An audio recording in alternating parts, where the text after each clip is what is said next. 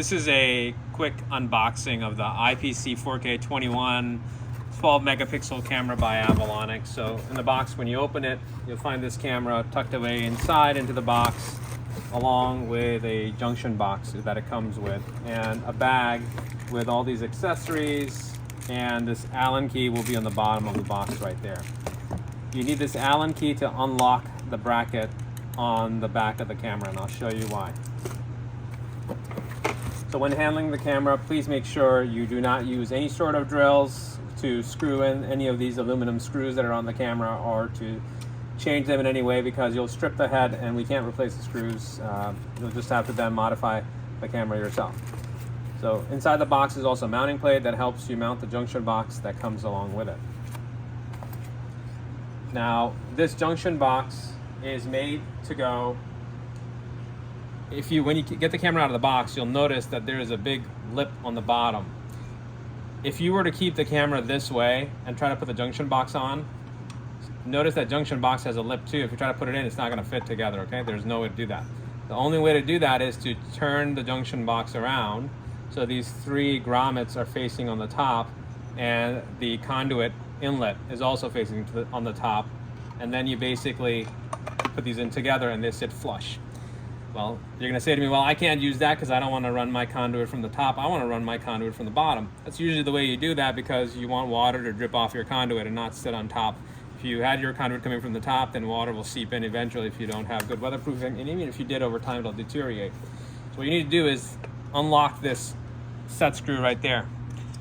Indented onto the camera's bracket is a lock sign and an unlock sign. It basically says if you turn it clockwise, it locks the bracket, and you turn it clockwise, it unlocks it. So what am I going to do? I'm going to basically show you. I'm going to take my Allen key and I'm going to turn it. In your case, you may need to turn it a few times because I've already unlocked mine. So before this thing falls, I'm going to put it down and I'm going to unlock this thing.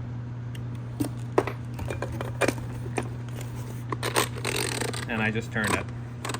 Once you're done turning it the way you want it to be turned, you go back and lock it. So now mine is on the other side, and now I'm gonna go tighten it. Make sure you tighten it only with the Allen key. Please do not use a drill. You're gonna damage it. Do not use this flathead screwdriver. Use this Allen key, because otherwise the slot for the flathead or the Phillips screwdriver is made of plastic and it'll break. Use only this Allen key. Keep it handy in your a Ziploc bag at the end after you're done with the installation, in case you need to go and alter something. So now once you have it in the right orientation and you've tightened it, you can take this junction box off, and now you see the three grommets are on the bottom and the camera connections are on the bottom. Let me go through the camera connections here. You don't need to touch any of these other ones besides the Cat 5 jack. This is where your network cable plugs in after you crimped it using the T568B method. This is your PoE slot. All these other options are, for example, an alarm port, external microphone input. This is to provide auxiliary DC or 24 volt input. This is actually not auxiliary. This is DC 12 volt or AC 24 volt input into the camera if you're not using PoE. And this is a video testing outlet. So basically there's a video testing cable. If you're a professional and you're using a CCTV tester, you could plug in this pigtail that's engineered specifically for this camera, plug it in here and see where the camera's pointing using a regular CCTV tester with CVBS output. Otherwise, for pretty much all other installations, plug in your PoE cable right there. Of course, have it first go through the junction box, the grommets, terminate it inside the junction box, and put the junction box back. Don't leave anything coming outside. Here we go, okay? Do not open the bottom compartment. This is where the micro SD card is, and some cameras has a reset button. Please don't open this, just leave it alone. If you bought a camera with a micro SD, it's already in there, and we tightened it. If you leave this untightened, or if moisture finds its way into it, it'll destroy your camera, and that will not be covered by any warranty. If you open it in any way, or you find it being loose, use an Allen key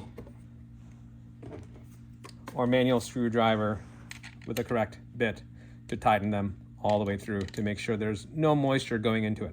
This is the Achilles heel of the camera, and the other part is this junction in the back. Make sure that is all weatherproof so you don't have any sort of moisture entering in here. Make sure this is all flush. If you want to add another measure of protection, you can put caulking around it to make sure water doesn't seep in there. That's pretty much it on how to mount this. If you're watching on YouTube, don't forget to like, comment, and subscribe.